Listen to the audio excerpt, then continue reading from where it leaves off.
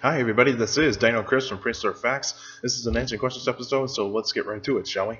Mike from Beaverton, Oregon asks, Hi Chris, do you think Bagaraatan was a basal tyrannosauroid, troodontid, or a Maniraptoria?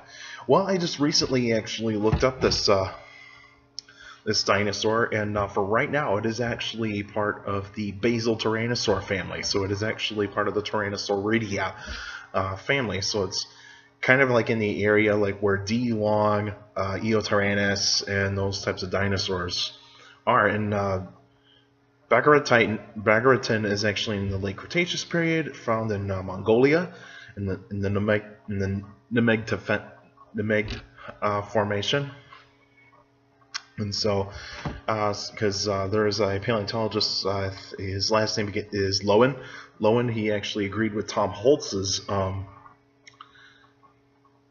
placement of Bagaraatan in 2013. And so, if you look it up, you actually see where Bagaraatan actually is placed. And so Bagaraatan is actually placed in the Tyrannosauridia family, so it is part of the basal tyrannosaur family, and so that's where you're going to find Bagaraatan in that type of category as part of the tyrannosaur. So luckily I looked that up recently, and so that way I can answer your question there, Mike. And thanks for actually sending me the question. It's been a while since I got a question from you. Alright, Benjamin from Hong Kong, he is asking, is Raptor Rex an ancestor to Tyrannosaurus Rex? Somewhat, yes. You see, it is part of the basal tyrannosaur family, but even though there's still a lot of debate about whether or not Raptor Rex is actually its own species, or is it a juvenile of a certain species that we already discovered. And so, but even though it is part of the tyrannosaur family, it has the same characteristics, D-shaped teeth and cross-section, and large skull, and that's one of the first small basal tyrannosaurs to actually have two-fingered hands that have on small arms, and everybody's gonna wonder, what in the world, And so it was probably the beginning of those types of it was probably the beginning of the two-fingered small arms for those kinds of guys. Can Tyrannotitan beat Saurophaganax? I would say, considering that Tyrannotitan is pretty much millions of years after Saurophaganax, and so I would probably say they're evenly matched. Considering that Tyrannotitan goes after large prey like the titanosaurs, whereas Saurophaganax went after, like, say, the diplodocids and the brachiosaurs and the chimerosaurus types of dinosaurs back then in the Jurassic period. And so Tyrannotitan is actually in the Cretaceous period, whereas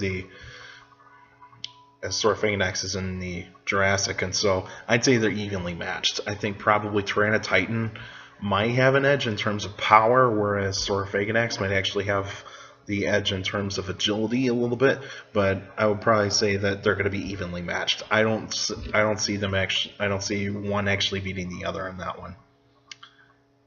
Is the Carnosaur that appeared in the Dinosaur Planet TV series Tyrannotitan or Aristean?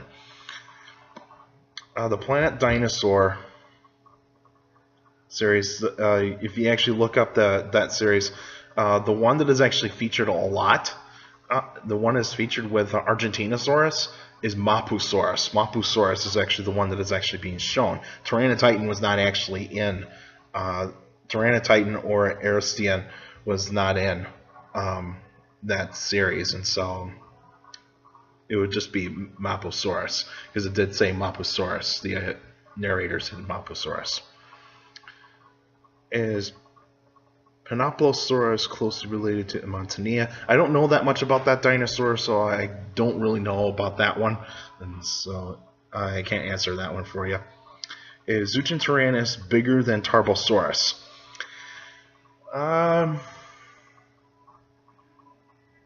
I think Zhuchengtyrannus is a tad bit smaller, if I remember correctly, or otherwise they're nearly the same size. But I think in lengthwise, Zhuchengtyrannus is shorter than Tarbosaurus. Tarbosaurus would actually be a tad bit longer in length. In terms of height, I think they're pretty close.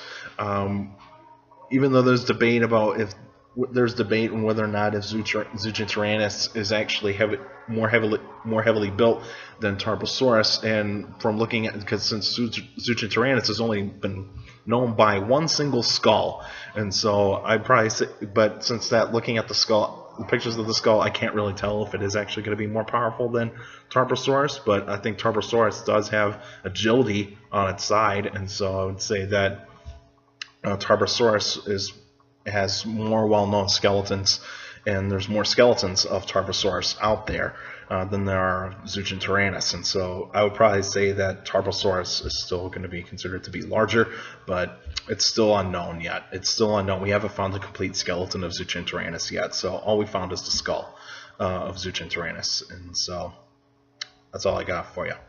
All right, that's it for now. Now next week will be a special episode, so let me know what kind of prehistoric animal you want me to talk about. I want to have prehistoric mammals. I haven't done a prehistoric mammal in a long time, so let me know what kind of prehistoric mammal you want me to talk about in the special episode next week. Let me know by emailing me at dinochrist71@gmail.com, or otherwise on my Facebook page. Just let me know, and that way you can still send me questions about dinosaurs or any other prehistoric life. Feel free to email me at dinochrist71@gmail.com, or just go to my Facebook page, Prehistoric Facts of Dino Chris. Like the page, you can actually post your questions in the comments section or on the wall. Remember to keep your questions short and to the point. You could also follow me on Twitter at CSGRILL. That's my Twitter page. I post pretty cool stuff on there. Also, take care of the people around you, and also for younger people out there, to make sure to listen to your parents, your teachers, and your guardians. It's the best motivation you can have a good education. It's very important to have a good education. With a good education, you can do a good job in the future. And I want to let I want all you guys to know is that I'm thinking about experimenting on the special episodes a little bit. I'm probably going to start experimenting on possibly doing something different with the special episodes. It will still talk about the featured prehistoric animals. It's mainly just going to be a tad bit different than what I actually have done. But I'll let you know what I'm actually going to be doing. And so next month I'm actually going to start to experiment a little bit on the special episodes. So probably the first special episode of July might actually still be just me talking to you folks by the camera of my laptop, and then maybe the next one would actually be somewhat different. So I'll let you guys know. And so, all right, that's it for now, and I'll see you guys next week.